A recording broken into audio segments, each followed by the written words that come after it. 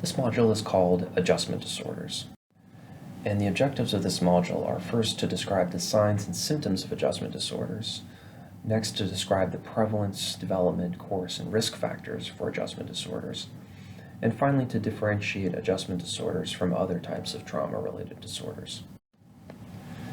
So perhaps the first question to ask is, adjustment to what? These disorders follow identifiable stressors within different types of domains. So they could be school or work-related stressors, things like losing a job, dealing with unemployment, having trouble at your job with coworkers. It could include social or relationship-related stressors, such as the end of a relationship or a divorce or marital problems. These kinds of disorders could follow major life changes, such as retiring or having a baby or moving, or the death of a loved one when this exceeds normal bereavement. Adjustment disorders can also follow potentially traumatic stressors, such as assault or natural disasters, so-called PTSD criterion A events. And they can also develop in the context of chronic stressors, such as medical illness, neighborhood violence, or experiences with discrimination. Now, to meet criteria for adjustment disorders, you first need to have the development of emotional or behavioral symptoms in response to an identifiable stressor, and the onset of these symptoms must occur within 3 months of the stressor. And these symptoms or behaviors must involve clinically significant impairment or distress, as evidenced by one or both of the following: either marked distress, which is out of proportion to the severity or intensity of the stressor, considering the context in which that stressor occurs, as well as the culture in which it occurs, and significant impairment in functioning in important life spheres, such as social functioning and occupational functioning. The stress-related disturbance must also not meet criteria for another mental disorder, and it cannot be simply an exacerbation of a pre-existing disorder. The symptoms do not represent normal bereavement. And once a stressor or its consequences have terminated, the symptoms do not persist for more than an additional 6 months.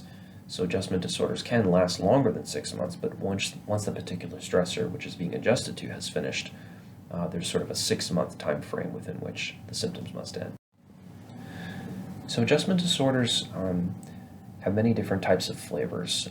They have different specifiers. They can be adjustment disorder with depressed mood, or with anxiety, or with mixed anxiety and depressed mood. Adjustment disorders can also involve disturbances of conduct, mixed disturbances of emotions and conduct, and they can also be unspecified.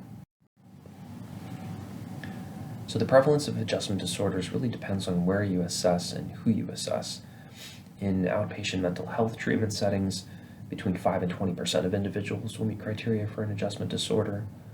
These disorders are really common in psychiatric consultation with liaison services, for example, symptoms following a lengthy hospitalization.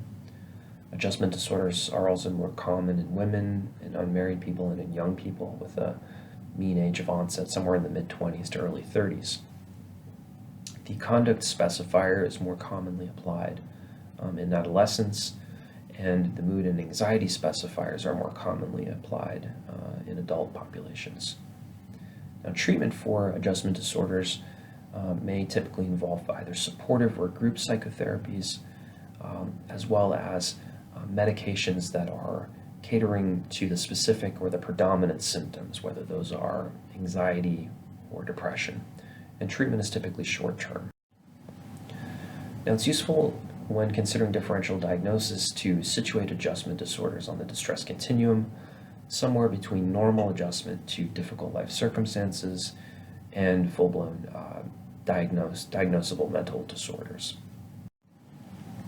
And two that are really important to consider in your differential are acute stress disorder and post-traumatic stress disorder. Now, these disorders both follow a criterion A, a traumatic event, and they share many of the same symptom clusters. So there's re-experiencing symptoms, reliving the traumatic event, persistent negative mood. There are avoidance symptoms related to avoiding memories, as well as avoiding people, places, or things that may serve as reminders. And they both involve alterations in arousal and reactivity. Now, acute stress disorder has a duration of between 3 days and less than 1 month, and PTSD lasts for more than 1 month. Adjustment disorders, as I've mentioned, have an onset within 3 months of a stressor and an offset in less than 6 months after the stressor has finished. For additional resources on stress and trauma-related disorders, please see the following modules: trauma-related disorders, social neglect-related disorders, domestic violence and child abuse, dissociative disorders, as well as somatic symptom disorders.